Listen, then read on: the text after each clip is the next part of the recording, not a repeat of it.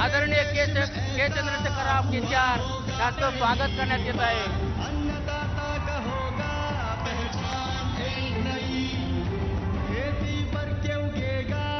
सर्व पाहुण्यांच्या वतीनं छत्रपती शिवाजी महाराज, महात्मा ज्योतिबा फुले यांच्या प्रतिमेचं पूजन करण्यात येणार आहे।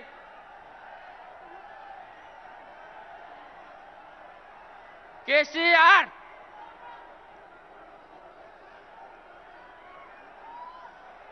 सर्वांनी खाली बसून घ्यावं।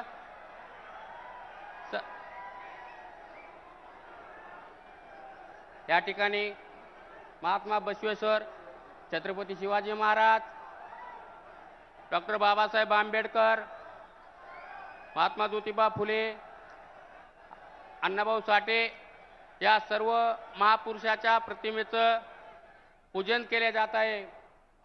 कारण हा जे काय महाराष्ट्र आहे छत्रपती शाहू फुलेंचा महाराष्ट्र आहे भावांनो।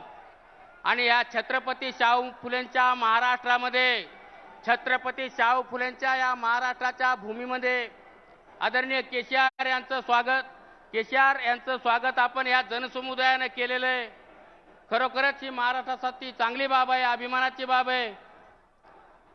हा काय आपला सभा नाही किंवा काय नाही, हा फक्त आणि फक्त प्रमुख कार्यकर्त्याचा पक्षप्रवेश मेळावा आहे।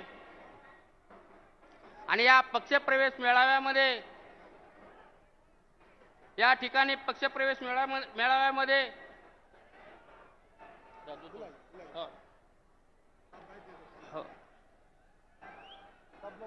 खाली बसावं। बाकीच्या मंडळीने सुद्धा सर्वांनी खाली बसून घ्यावं अशी मी त्यांना विनंती करतोय। हो हो, स्टेजवरील सर्व मंडळींनी खाली बसून घ्यावं। या ठिकाणी महाराष्ट्रातील एक युवा आमदार, महाराष्ट्रातील तरुण तडफदार व युवा आमदार आदरणीय आमचे मित्र दीपक अण्णा आत्राम हे भारत राष्ट्र समितीमध्ये आदरणीय केसीआर यांचं, चंद्रशेखरराव यांच्या उपस्थितीत प्रवेश करणार आहेत। त्यांच्याबरोबरच महाराष्ट्रातील जवळपास 5 ते 7 आमदार, जवळपास 9 ते 10 जिल्हा परिषदचे माजी अध्यक्ष, यानंतर या ठिकाणी आदरणीय दीपक अण्णा आत्राम यांचं स्वागत केले जात आहे।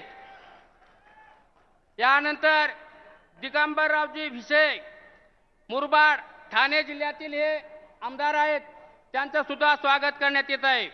यानंतर प्रोफेसर मोहन पटवारी, उदगीर, लातूर जिल्ह्याचे हे माजी आमदार आहेत, त्यांचं सुद्धा केसीआर साहेब यांच्या हाताने स्वागत करण्यात येत आहे। यानंतर राजनजी तोडसम, यवतमाळ जिल्ह्यातील हे आमदार आहेत, यांचं सुद्धा या ठिकाणी स्वागत करण्यात येत आहे। यानंतर दैनिक देशोन्नतीचे संपादक आमचे मित्र प्रकाश भाऊ पोरे यांचं सुद्धा या ठिकाणी स्वागत करण्यात येत आहे। यानंतर महाराष्ट्रातील प्रसिद्ध कवी ज्ञानेश वाकुडकर यांचं सुद्धा या भारत राष्ट्र समितीमध्ये स्वागत करण्यात येत आहे। यानंतर संभाजी ब्रिगेडचे किसान आघाडीचे राज्याचे अध्यक्ष, संभाजी ब्रिगेडचे किसान आघाडीचे राज्याचे अध्यक्ष संतोष गव्हाणे हे सुद्धा भारत राष्ट्र समितीमध्ये प्रवेश करत आहेत। या ठिकाणी परभणी व हिंगोली जिल्हा परिषदेचे माजी जिल्हा परिषद अध्यक्ष दोंडीराम कालदाते हे सुद्धा भारत राष्ट्र समितीमध्ये प्रवेश करत आहेत, यांचं सुद्धा या ठिकाणी स्वागत करण्यात येत आहे। यानंतर मी दीपक दादा आत्राम यांना विनंती करतो की गडचिरोली जिल्ह्यातील सर्व कार्यकर्त्यांच्या नावाची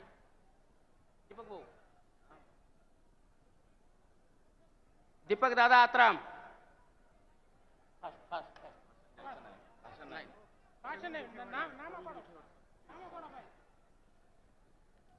त्यानंतर प्रवीण जेठवाड यांचं सुद्धा या ठिकाणी स्वागत करण्यात। गडचिरोली जिल्ह्यातील ऐरी विधानसभा क्षेत्रामधील काही प्रमुख नेते या ठिकाणी आदरणीय केसीआर साहेबांच्या हस्ते यांचं या ठिकाणी स्वागत घेणार आहेत। जिल्हा परिषद सदस्य आदरणीय अनिताताई आत्राम, जिल्हा परिषद सदस्य जयसुधाताई जनगम, जिल्हा परिषद सदस्य संजयजी चरडुके, जिल्हा परिषद सदस्य कारूजी रापंजी, नगरसेविका सुनीताताई कुसनाके, जिल्हा नगर परिषद सदस्य बंडूजी आलाम, सरपंच लक्ष्मणजी गावडे, अजयजी आत्राम, सूरजजी गावडे, बिच्चमयाजी कुडमेते, दिवाकरजी कोरेत, उमेशजी मोहुर्ले, नगरसेविका भवानीताई गागापुरपू,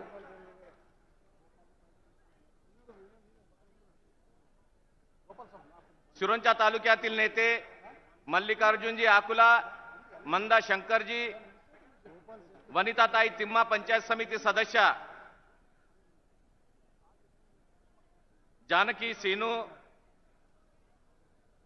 शंकर काका दासरवार यांचं सगळ्यांचा आज या ठिकाणी बीआरएस मध्ये या ठिकाणी प्रवेश होत आहे आणि साहेबांच्या हस्ते त्यांचं या ठिकाणी स्वागत केलं जात आहे. धन्यवाद.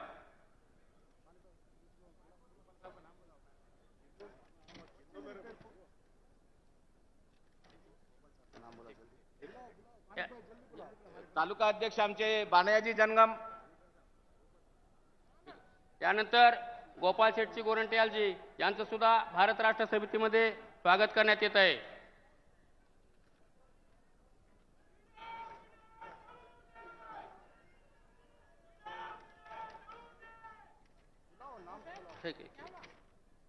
त्यानंतर ॲडव्होकेट पंढरीनाथ पवार अहमदनगर यांचं सुद्धा या ठिकाणी भारत राष्ट्र समितीमध्ये स्वागत करण्यात येत आहे.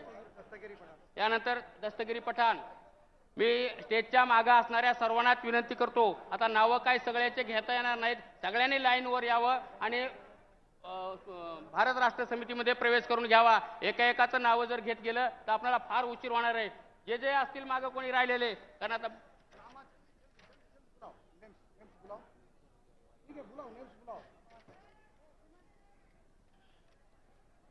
उमेश पाटील शिवसंग्रामचे जिल्हाध्यक्ष यांना विनंती करतो, यांचं सुद्धा भारत राष्ट्र समितीमध्ये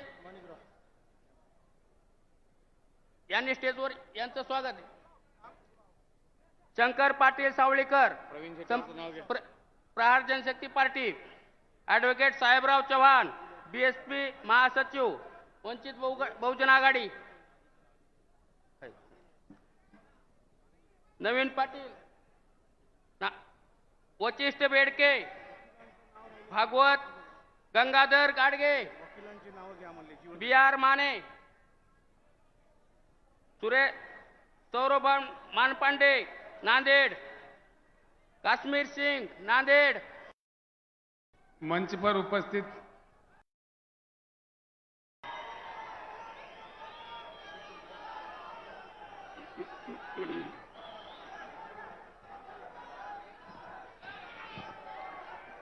सबसे पहले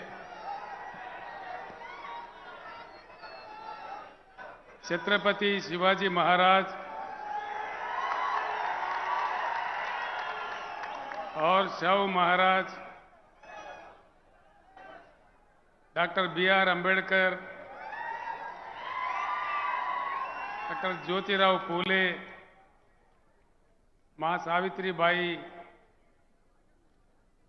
ऐसे महान पुरुषों को जन्म दिए इस पावन धरती महाराष्ट्र धरती को मैं प्रणाम करता हूं.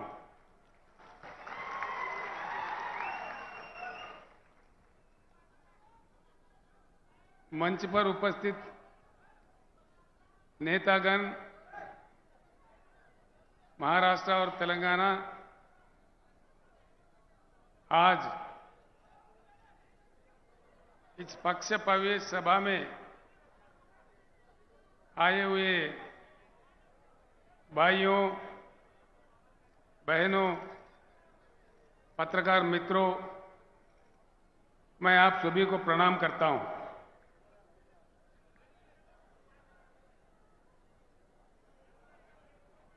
एक नई पार्टी बीआरएस पार्टी कुछ समय पहले ही जन्म लिया था. इस पार्टी का नाम पहले टीआरएस था। ये तेलंगाना राज्य तक सीमित था। देश के हालात समझने के बाद देश के विचारधारा को बदलने की आवश्यकता को समझने के बाद हमने फैसला लिया है कि हमको राष्ट्रीय स्तर पर काम करना है। इसी चीज को लेके हमने बीआरएस का उद्घाटन किया है। पूरे देश भर में काफी समर्थन मिल रहा है। मैं एक विनम्र पूर्वक आप सारे लोगों से प्रार्थना करना चाहूंगा, खास तौर पर हमारे पत्रकार भाइयों से भी, मेरे बात जो भी आप सुन रहे हैं यहीं भूल मत जाइए, यहीं छोड़ मत जाइए। आप वापस अपने गांव या अपने बस्ती, अपने शहर में जाने के बाद जरूर इन बातों पे चर्चा करें, ये मैं आपसे चाहता हूं। इस बात की इस देश में बहुत सख्त आवश्यकता है। देश की विचारधारा में, देश के सोच विचार में, देश को चलने चलाने में एक बड़ी परिवर्तन की आज आवश्यकता है। हमको आजादी मिले 75 साल गुजर गए। सरकारें कई बने, नेता कई आए, आमदार, खासदार, मंत्री, मुख्यमंत्री, प्रधानमंत्री कई बने। उनको हम ही लोग बनाते गए। एक बात पे विचार कीजिए, भाषण तो बड़े लंबे लंबे आते हैं, कई बातें सुनने को आते हैं। सिंपल बात है, सिंपल बात, ये कोई रॉकेट साइंस नहीं है। मैं जो बात आपके सामने रखना चाह रहा हूं, ये कोई रॉकेट वाला मामला नहीं है, बड़ा साइंस कुछ भी नहीं है इसमें, मामूली बात है। 75 साल के आजादी के बाद इतने मुख्यमंत्री, इतने पार्टियां, इतने सरकारें, इतने प्रधानमंत्री बनने के बाद आज देश में ना पीने को पानी मिलता है, ना सिंचाई को पानी मिलता है, ना बिजली मिलता है। ये क्या दिया नहीं जा सकता? ये है, उसकी इन चीजों की उपलब्धि नहीं है। चक्कर क्या है, इस चीज को समझना है। हम समझ के भी ना समझ नहीं रहना चाहिए। एक बार समझ में आया तो एकजुट होना चाहिए। मेरा इतना ही बात है। आज के समय बड़ा दुख होता है, महाराष्ट्र राज्य में सबसे ज्यादा किसान आत्महत्या कर रहे हैं। क्या कारण है? क्या बात है? दया करके सोचिए। आत्महत्या कोई भी इंसान कब करता है? सारे ही रास्ते बंद होने के बाद मजबूरी हालत में, बड़ी आक्रोशित परिस्थिति में कितना उनका आत्मा घोषण करता होगा, कितना दुख होता होगा।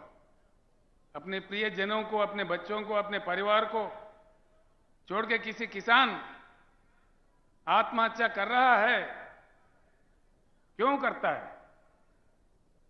देश को अन्नदान देने वाला अन्नदाता, दिन रात लगातार काम करके अपने खून पसीना बहा के देश को जीवन दान देने वाला अन्नदाता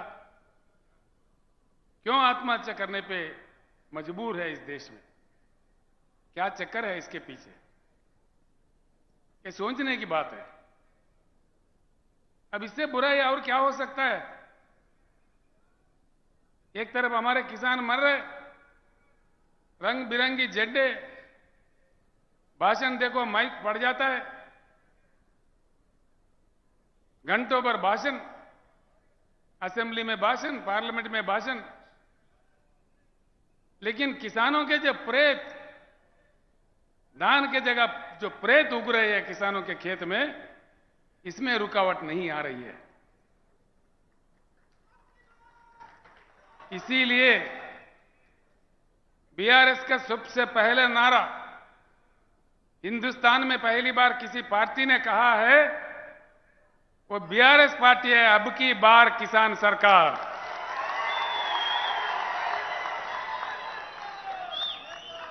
अब की बार, मुझे सुनने नहीं दे रहे, अब की बार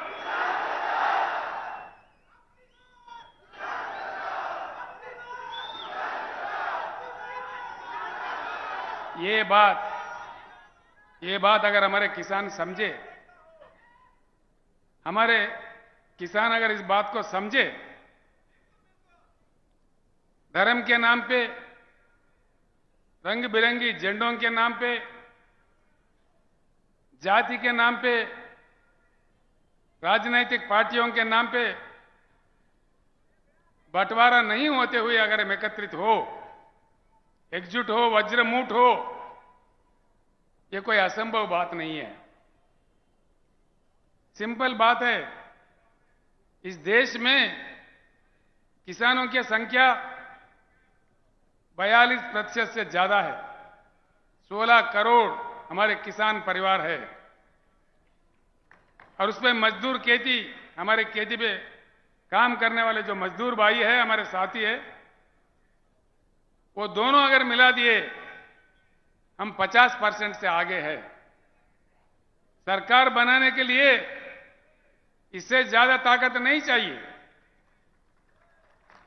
एक ही बात गांव में जाके चर्चा कीजिए, आज रात में, आज में, कल में, जब आपको टाइम मिले, अपने दोस्तों के साथ, अपने किसानों के साथ संजीदा बैठ के चर्चा उठाइए।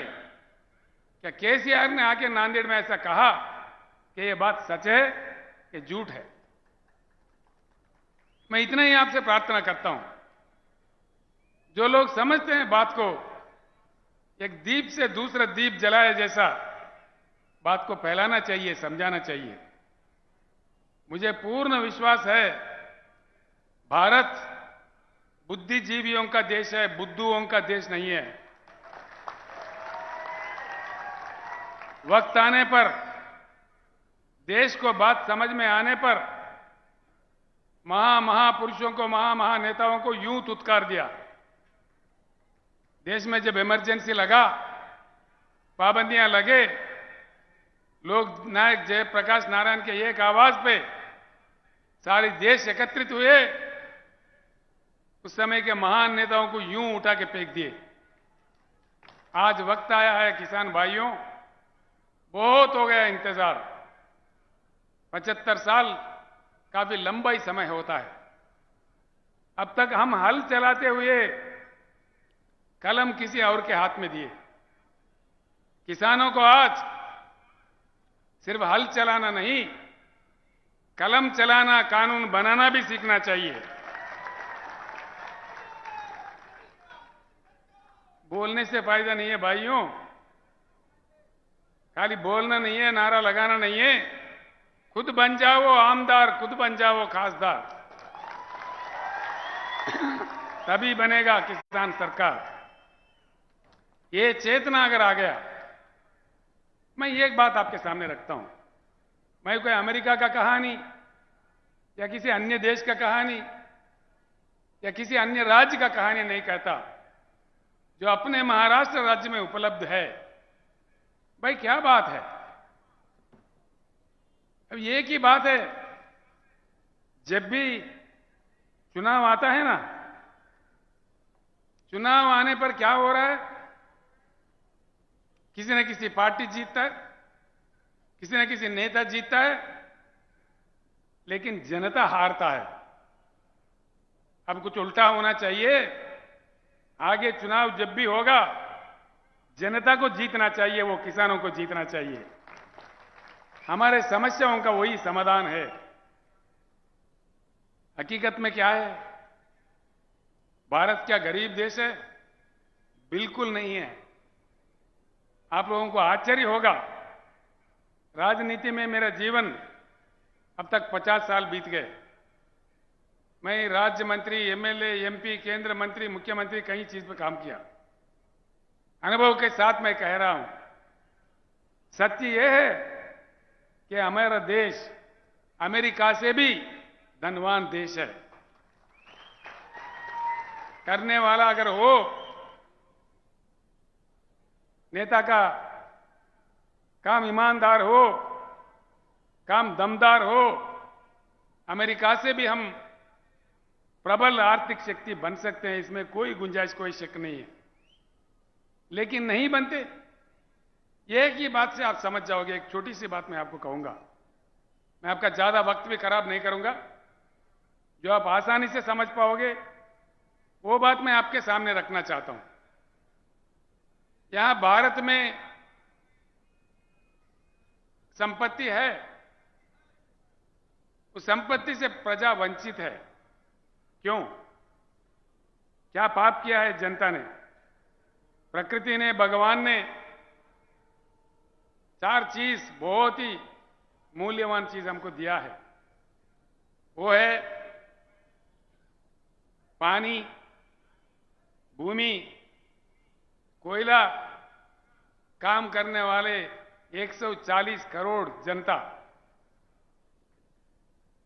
इस देश में अमेरिका हमसे 2.5 गुना बड़ा है, लेकिन उनके पास कृषि योग्य भूमि सिर्फ 29% है। चाइना हमारे से 1.5 गुना बड़ा है, लेकिन उनके पास कृषि योग्य भूमि सिर्फ 16% है। पूरे दुनिया में सिर्फ भारत ही ऐसा देश है जहां 50% कृषि योग्य भूमि है। भारत के भूमि को एकड़ में अगर नापा जाए, भारत का सारा जमीन, भारत देश का 83 करोड़ एकड़ बनता है, 83 करोड़ एकर्स। इसमें सीधे ही 41 करोड़ एकड़ कृषि योग्य भूमि है। ये आंकड़े मेरे नहीं है, केंद्र सरकार के आंकड़े हैं। एक चीज भूमि है, दूसरा चीज बारिश होता है भारत में हर साल। ये भी मेरे आंकड़े नहीं है, सेंट्रल वाटर कमीशन के आंकड़े हैं। 1,40,000 टीएमसी की बारिश होती है इस देश में, 1,40,000।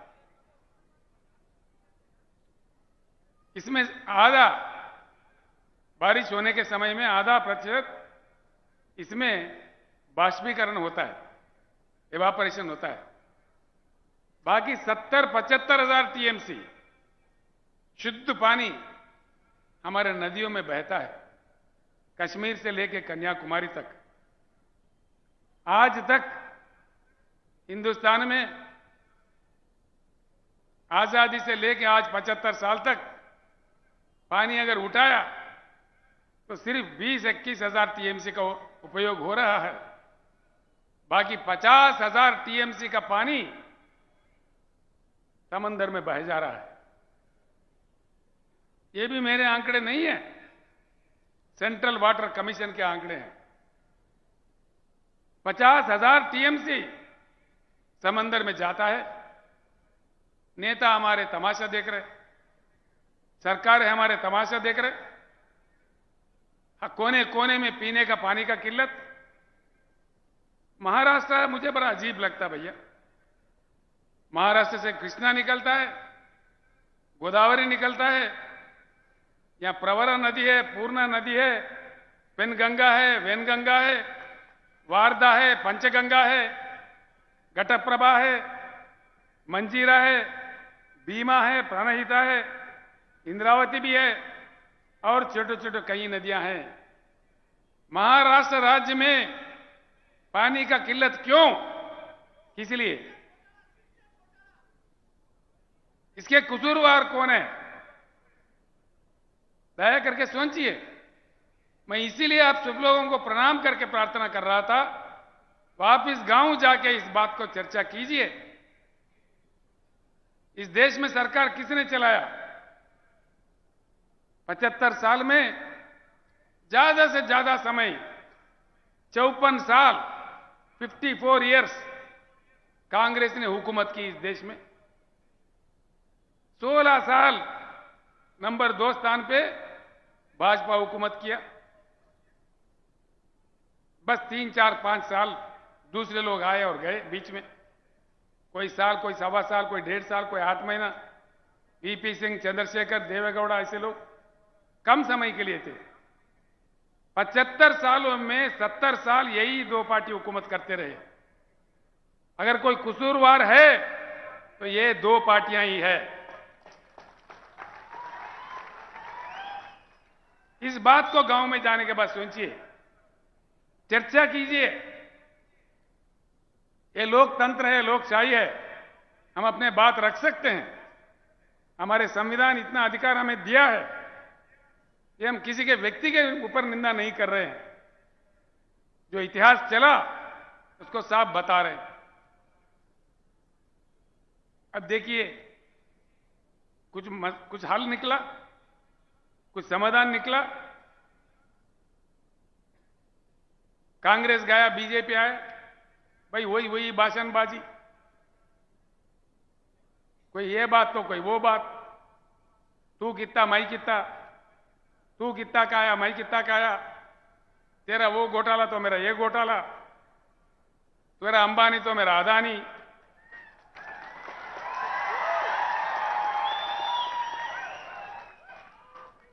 एक सिंपल बात मैं बताता हूं, सिंपल बात है जो आपके आंखों के सामने है, आसानी से आप समझ जाओगे।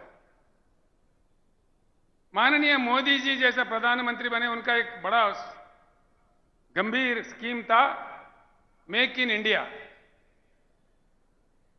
Make in India joke in India बन गए।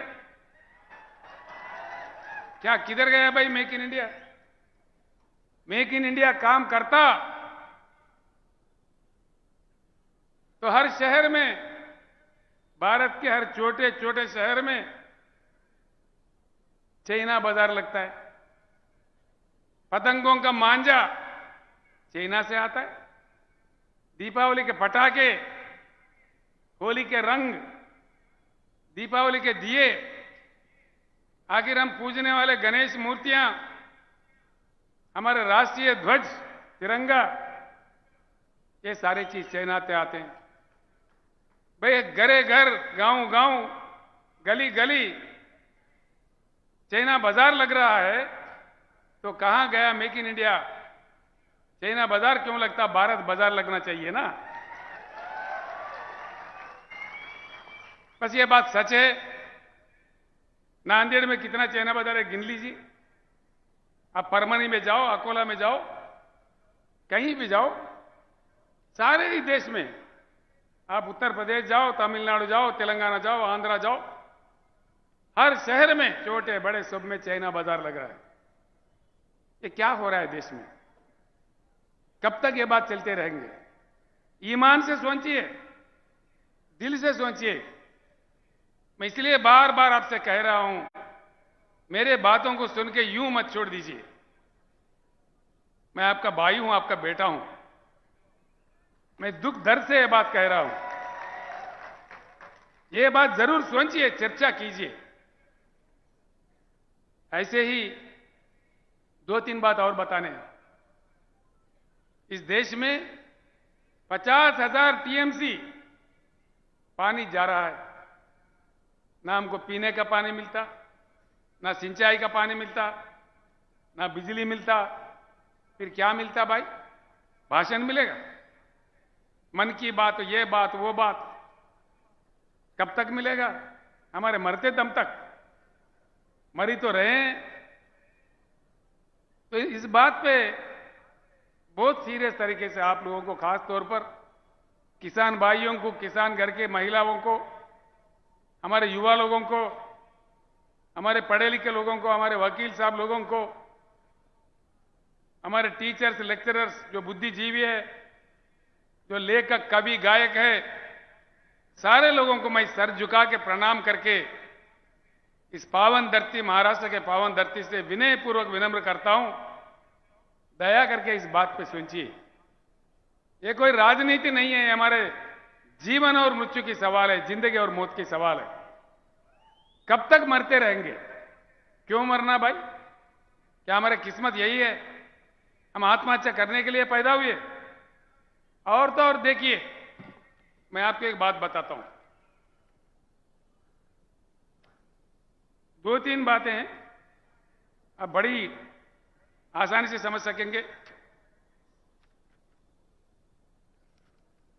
महाराष्ट्र में नदियां इतने सारे हैं, देश में तो और कई हैं।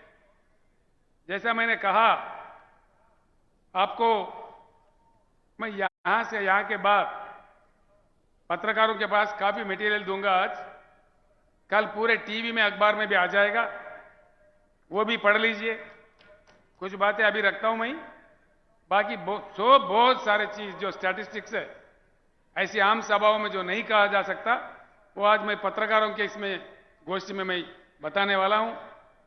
कल जरूर दया करके अखबार भी पढ़िए, लोकमत पढ़िए, देशोन्नति पढ़िए, जो जो पत्र आपके पास आते हैं वो पढ़िए। एक बात सुनिए,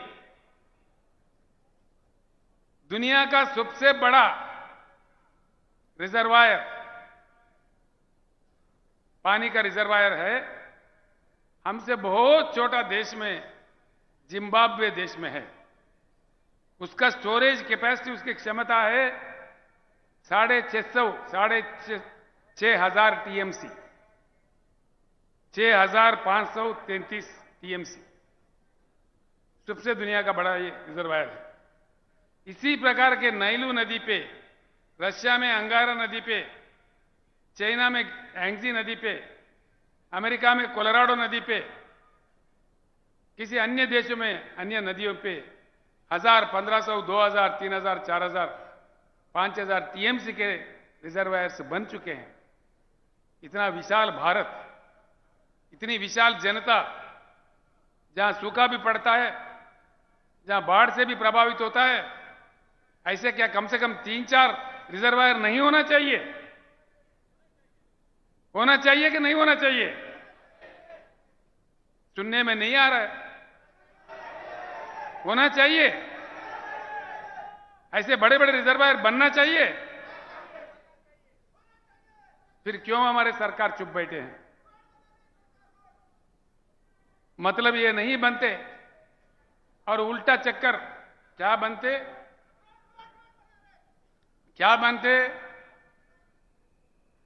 ट्रिब्यूनल। भाई देखो, मैंने जैसा कहा, हिंदुस्तान की कृषि योग्य भूमि है 41 करोड़ एकड़। सरकार अगर सही है, ईमानदार है, पानी उठा के दे दे, तो हिंदुस्तान के हर एकड़ में पानी जा सकता है, पानी दिया जा सकता है। ये पानी दिया जाए, नहीं दिया जाए? बोलिए, दिया जाए? समंदर में जाने के पानी लेके उठा के भूमि पे लाया जाए कि ऐसा ही छोड़ा जाए? आना चाहिए। उधर से वो नहीं बोल रहे, आना चाहिए पानी। जो चाह रहे हाथ उठाइए, आना चाहिए। तो मन तो साफ है, आना चाहिए। फिर कैसे आएगा? क्या ये सरकारों पे हम आशा कर सकते हैं? क्या ये बनाएंगे? ये तो ट्रिब्यूनल डालते हैं, ट्रिब्यूनल। 20, 25, 30 साल तक ट्रिब्यूनल का अवार्ड नहीं आता। उसके बाद कितने हमारे ऊपर लगा दिए, ग्रीन ट्रिब्यूनल, मट्टी ट्रिब्यूनल, एनवायरमेंट कमिटी, वो परमिशन नतीजे आए तक और 15 साल। उसके बाद फिर बजट, फिर पास करो, बनो प्रोजेक्ट, यानी कि तीसरा चौथा पीढ़ी में कोई पानी नहीं आएगा। 100 साल के बाद आएगा पानी। क्या ये सरकारें बनाएंगे? हम आशा कर सकते हैं? इसीलिए हमने कहा है अब की बार किसान सरकार बना तभी ये बात संभव हो सकता है। किसान सरकार बने तो ही पानी समंदर में जाने से रुक जाके जमीन पे आ जाएगा। हमारे बीड जिले में आएगा जहां सूखा पड़ता है, हमारे जालना में आएगा, हमारे परभनी में आएगा, हमारे लातूर में आएगा, हमारे गढ़चिरौली में आएगा। हर जगह जहां पानी की किल्लत है वहां आ जाएगा। घरे घर में भरपूर पीने का शुद्ध पानी हमारे घरों में आएगा। भाइयों, मैं आपसे एक बात कहना चाहूंगा जरूर। मैं तेलंगाना का मुख्यमंत्री हूं। 8 साल पहले तेलंगाना भी आपसे बड़ा बुरा हाल में था।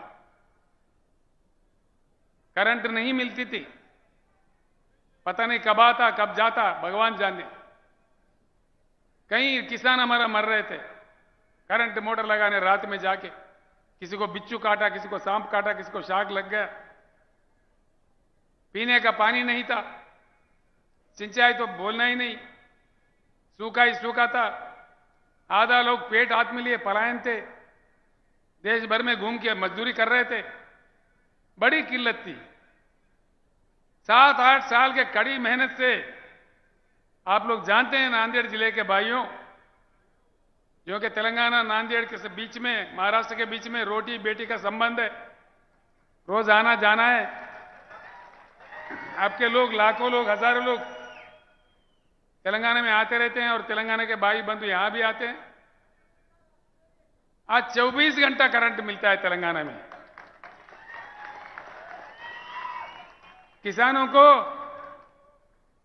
प्रकल्प से जो पानी देते हैं, पानी प्रकल्प से, प्रोजेक्ट से, कोई पानी पट्टी नहीं, फ्री में पानी देते हैं। किसानों को 24 घंटा उच्च गुणवत्ता वाला बिजली फ्री में देते हैं। कोई जाके, कोई माई का लाल का दम नहीं है किसान के पास जाके तुम्हारा कितना एचपी है,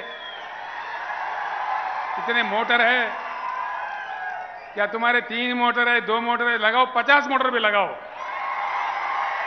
कोई पूछने वाला नहीं है। कोई पूछने वाला नहीं है। आप जाइए, आप लोग आइए, मैं आपको आह्वानित करता हूं। 4 कदम यहीं आप आदिलाबाद आके देख सकते हैं। और किसानों को हमने 100% मराठी भाषा में 100% कहते हो,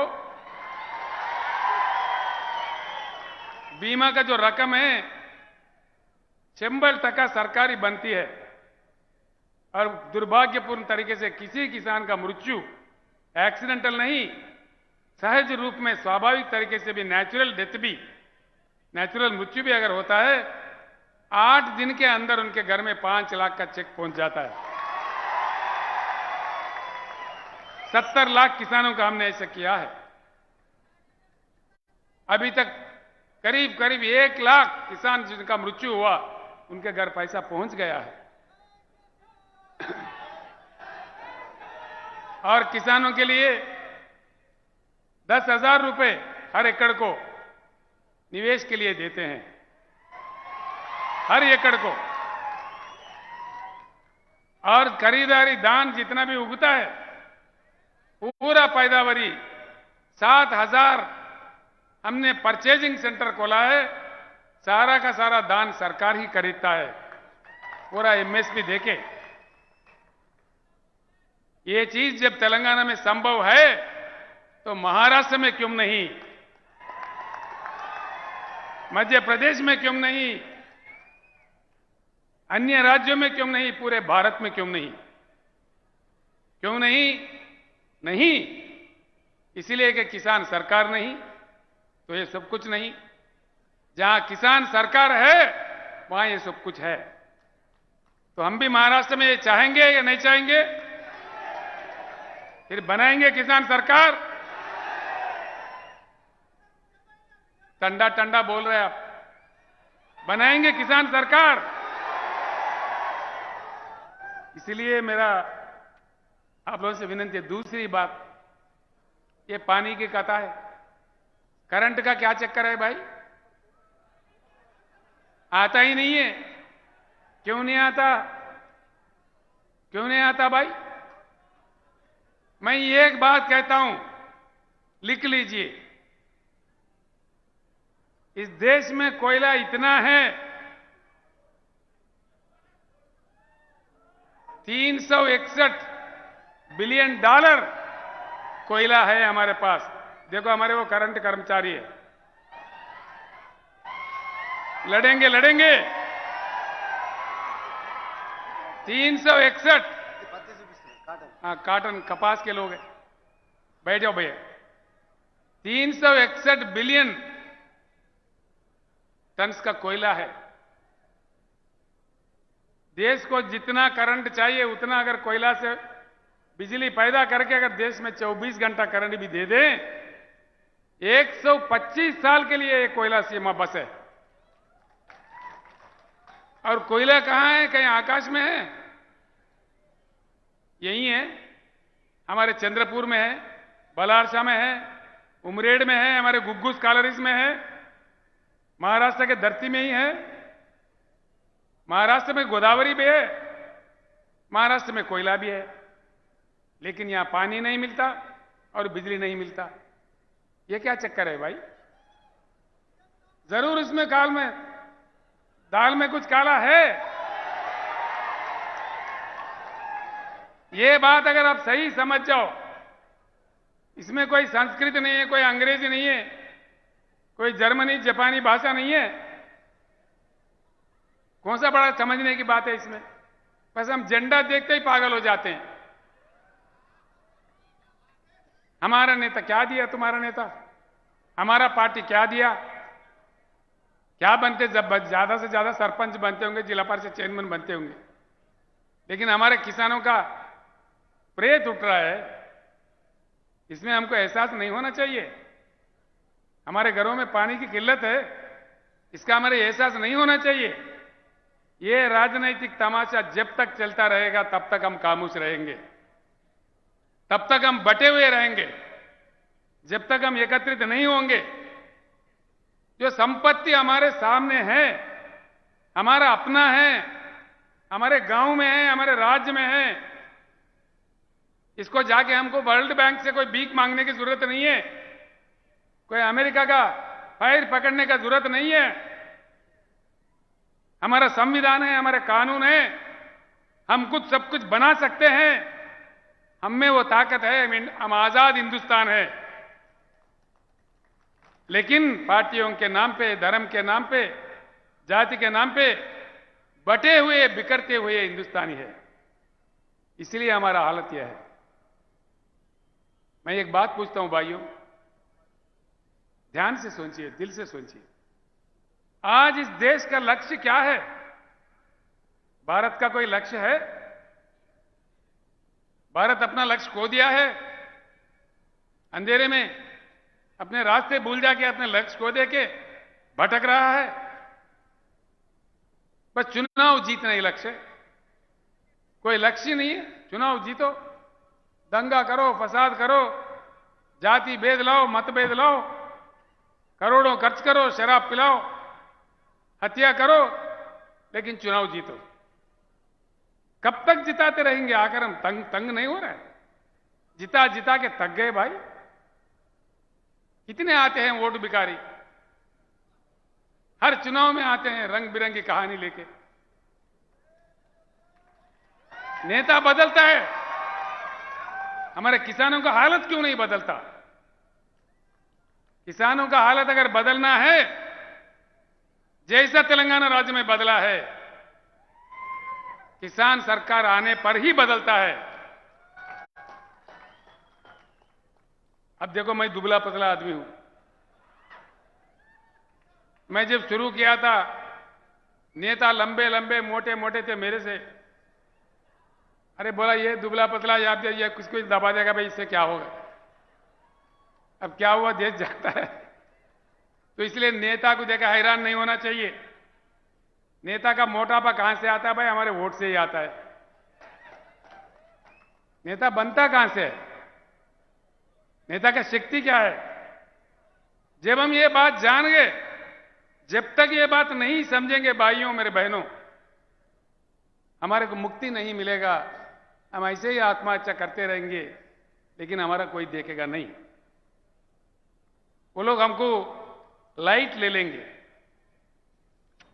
दूसरा बात, मैं आपको आश्वासन देता हूं, अगर आप किसान सरकार बनाओ, गुलाबी सरकार बनाओ, 2 साल के अंदर जगमगाता हिंदुस्तान, जगमगाता महाराष्ट्र, हिंदुस्तान के हर गांव में, महाराष्ट्र के कोने कोने के हर छोटे छोटे कस्बे में भी 24 घंटा उच्चगत गुणवत्ता वाला पावर देंगे। ये मेरा आपसे वायदा है। ये हमने करके दिखाया है तेलंगाना राज्य में। जब वहां संभव है, एक बात और सोचिए, तेलंगाना 1/3 यानी कि 4 करोड़ तेलंगाना का आबादी है, छोटा राज्य है। महाराष्ट्र 12.5 करोड़ का आबादी है। तेलंगाना का बजट है 2.5 लाख करोड़। महाराष्ट्र का बजट है 5 लाख करोड़। जब तेलंगाना में किसानों को निवेश दे रहे हैं एकड़ में 10,000, क्या महाराष्ट्र में नहीं दिया जा सकता? महाराष्ट्र में क्या धन की कमी है? धन की कमी नहीं है यार, मन की कमी है। ये बात समझ जाओ। किसान भाई, अगर जो तेलंगाना में जो सुविधा मिल रहा है, सारे सुविधा अगर आप चाहते हो तो उठाओ गुलाबी झंडा और वार ऐसा करो कि खुद बन जाओ नेता। कोई नेता को देकर हैरान होने की कोई जरूरत नहीं है। हम में से ही नेता निकल आते हैं। ये जो नेता है बाल का सुमन है, कहां बैठा है? बाल का सुमन है, ये देखो कितना जवान है। ये कॉलेज में पढ़ रहा लड़का था, मेरे साथ जंग में आया था। कम से कम उम्र में ये पहली बार एमपी बन गया। उसके बाद 30 साल मेरा उम्र जब इनके 29 साल उम्र था एमपी बन गया। ये छोटा आदमी थे, विद्यार्थी थे। कहां से बनते हैं? हिम्मत है, ताकत है, लड़ते हैं, ईमानदारी की बात है। तो नेता को देखकर हैरान होने की जरूरत नहीं, हम में से ही नेता को निकालना चाहिए। जब तक ये हम नहीं सीखेंगे तब तक हमारा कोई समाधान नहीं मिलेगा। ये बात मैं आपको समझा रहा हूं। 13 महीने भैया, अपमान का भी कोई हद होता है, कोई सीमा होता है। 13 महीने हमारे किसानों ने दिल्ली राजधानी पे धरना दिया। 750 किसानों का मृत्यु हुआ। एक शब्द प्रधानमंत्री के मुंह से, एक शब्द कम से कम, आंख से एक आंसू, क्या समझने चाहिए इसको? क्या हम इतना लाचार है किसान? इतना बेकार है? हम नहीं दिख रहे किसी को? 750 किसान मर गए। किसी ने पूछा प्रधानमंत्री जी, ये इतने लोग मर गए, कुछ तो उनका सहायता करो। क्या वो मेरे लिए मरे क्या? प्रधानमंत्री खुद ऐसा कहता है तो देश का हालत क्या होता है? तो किसानों के लिए उनके दिल में कितना इज्जत है, सोचिए। मैं पहले ही कहा कि मैं किसी व्यक्ति के खिलाफ नहीं हूं। मैं अगर हूं, किसान के मददगार हूं, किसान के सपोर्टर हूं। मुझे किसी से कोई पंचायत नहीं है। मैं चाहता हूं दिलो दिमाग से कि इस देश में किसी भी कीमत पर किसानों का आत्महत्या रुक जाए, हिंदुस्तान के रेकॉर्ड में पानी आ जाए, 24 घंटा उच्च गुणवत्ता वाली फ्री करंट मिले, किसान के पैदावारी को पक्का अच्छा दाम मिले, उनका रक्षा हुए, उनका बीमा किया जाए। फसल बीमा, किसल बीमा, जो झूठे वादे, झूठे ड्रामा है, नहीं, सोचने की बात है। बहुत बड़े बड़े नेता है भाई। शर्म की बात है, उत्तर प्रदेश से, महाराष्ट्र से कई किसान नेता भी बोलते भाई हमको जाना है। कहीं को जा रहे हैं भाई? धरना करना है। कहां धरना करना है? शक्कर फैक्ट्री के सामने धरना करना है? हर साल करना है क्या? गन्ना खरीदते हैं, पैसे नहीं देते हैं, 3-3 महीने 6-6 महीने, कहीं तो देते भी नहीं है, दाम भी नहीं देते। क्या घोटाला है इसके पीछे? क्या हमारे सारे नेता इनसे मिले हुए हैं? या तो फिर केंद्र सरकार के पास, राज्यों के सरकारों के पास, चाहे उत्तर प्रदेश का हो चाहे महाराष्ट्र के, या हमारे संविधान में, हमारे कानून में इतनी कमजोरी है कि किसानों को पैसे भी नहीं दिला पाए? ये क्या चक्कर है? सरकार अगर समझता 24 घंटे के अंदर पैसे ना आ जाए किसान के चौखट पे, नहीं आएंगे? आएंगे क्या नहीं आएंगे? यानी कि क्यों नहीं आ रहे? सरकार नहीं समझ रहे, सीरियसली नहीं ले रहे। इसीलिए 13 महीने का धरना देखो, आज क्या हुआ? कुछ निकला समाधान? 13 महीने का धरना का कुछ समाधान निकला? कुछ नहीं, निकलेगा भी नहीं। इसीलिए कि वो समझ बैठे हैं किसान एकत्रित नहीं होंगे, किसान के पास बुद्धि नहीं है। एक बार एकत्रित होकर बना के बताइए। नांदेड़ भाइयों, महाराष्ट्र के अन्य जिला से आए हुए भाइयों, मैं आपसे विनम्र पूर्वक प्रार्थना करता हूं, आगामी जिला परिषद चुनाव में किसान अपने ताकत दिखा दे, महाराष्ट्र सरकार झुक के आपके पास आ जाएगी। एक बार तो दिखाओ कम से कम। सरकारों को सीधा उंगली से जब घी नहीं निकलता तो टेढ़ा उंगली से निकलना चाहिए। तो इसलिए मैं आपसे विनम्र पूर्वक विनती करता हूं, जब तक हम बिखरे हुए रहेंगे, बटे हुए रहेंगे, हम कुछ नहीं कर पाएंगे। इसीलिए मैं आपसे फिर एक बार अनुरोध करता हूं, कहीं अन्य समस्या भी है। हमने सिर्फ किसानों के लिए नहीं किया, तेलंगाना में हमारे बुनकर भी आत्महत्या कर रहे थे, मर रहे थे। आज उनको सिर्फ 50% में ही सारे उनके लिए प्रबंधन करते हैं, उनके जो सामान चाहिए होता है। हमारे धनगर जो बकरी पालते हैं, 75% सब्सिडी पे भारत में सबसे अधिक 7 लाख के ऊपर बकरी के यूनिट लाके उनको बांट दिए हैं। कलालों का हमने काम किया है, जो सेंधी के जाड़ों का रकम होता है उसको पूरा बर्खास्त कर दिया है। हर किसी को हमने काम किया है। करते करते जो मछुआरे हैं, मछली पकड़ते हैं, उनके लिए काफी हमने काम किया है। उनका भी आज कल्याण हो रहा है। तेलंगाना में फ्री में डालते हैं पूरे सीड जितना भी है, आज वो भी खुश है। जो नाई है, जो हमारे कपड़े धोने वाले दो भी भाई है, उनके लिए भी 250 यूनिट तक का पावर फ्री में देते हैं। वो लोग भी थोड़ा इसको उपयोग कर रहे हैं। हर जिले में एक मेडिकल कॉलेज हमने कायम किया है। 1000 से ऊपर आवासीय विद्यालय हमने बनाए हैं तेलंगाना में। ये सारी चीज जब वहां हो सकता है, यहां भी जरूर होना चाहिए, हो जाएगा। अगर आप समझ गए तो यहां के नेताओं के चक्कर में झंडा में उलझे रहोगे, फंसे रहोगे तो कोई काम नहीं बनेगा।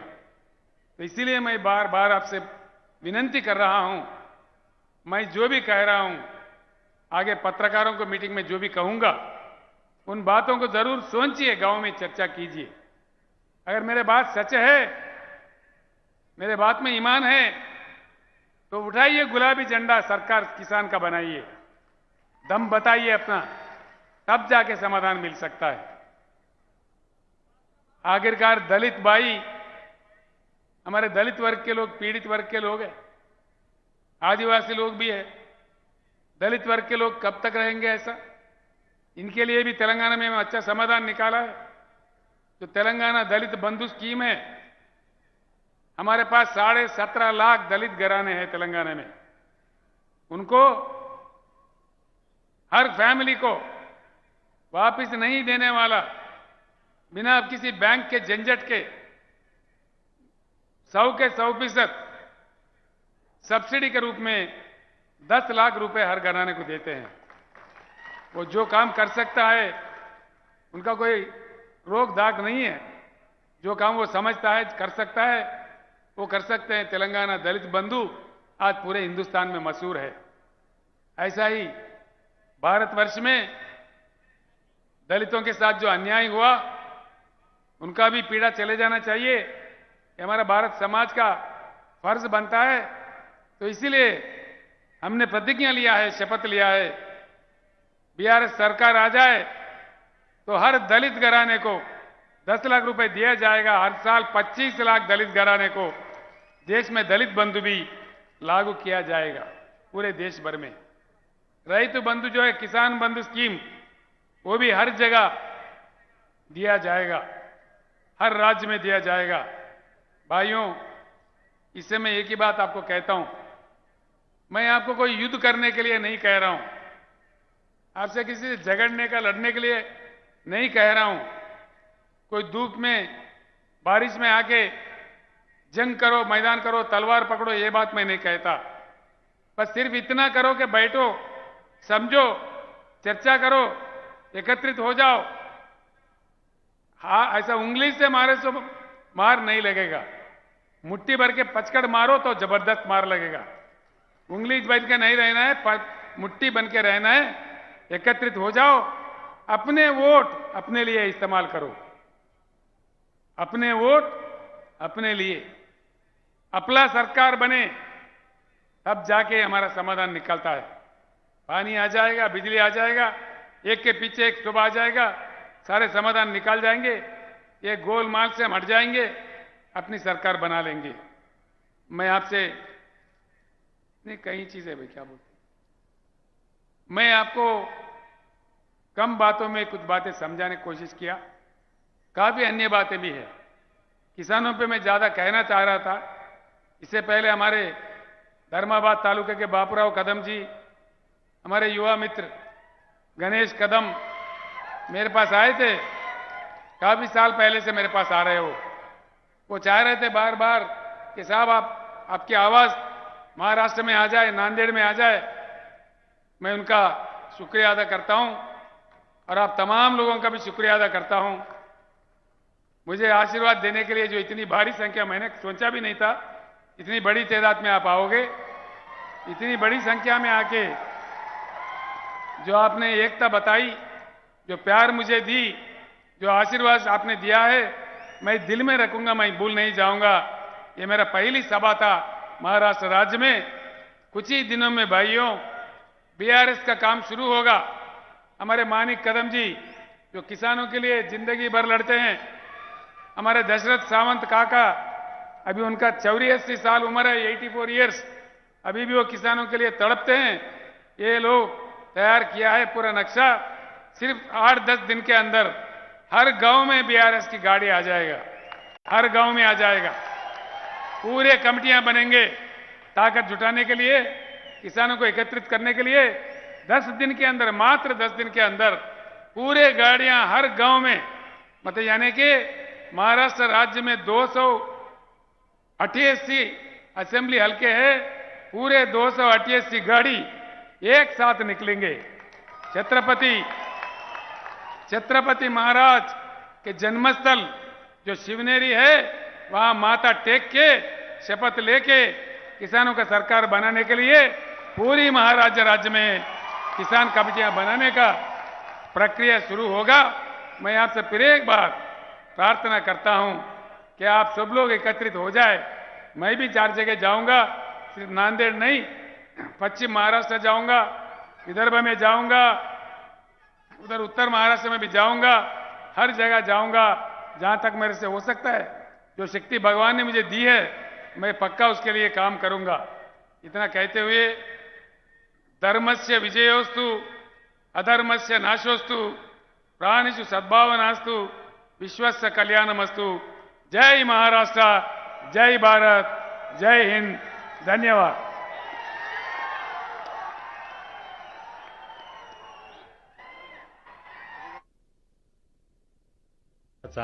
तसेच कड्या कपारीने आणि त्यातून वाहणाऱ्या नद्यांनी नटलेल्या महाराष्ट्राचा गौरव करताना मावळ्यांच्या पोलादी मनगटाने मिळवून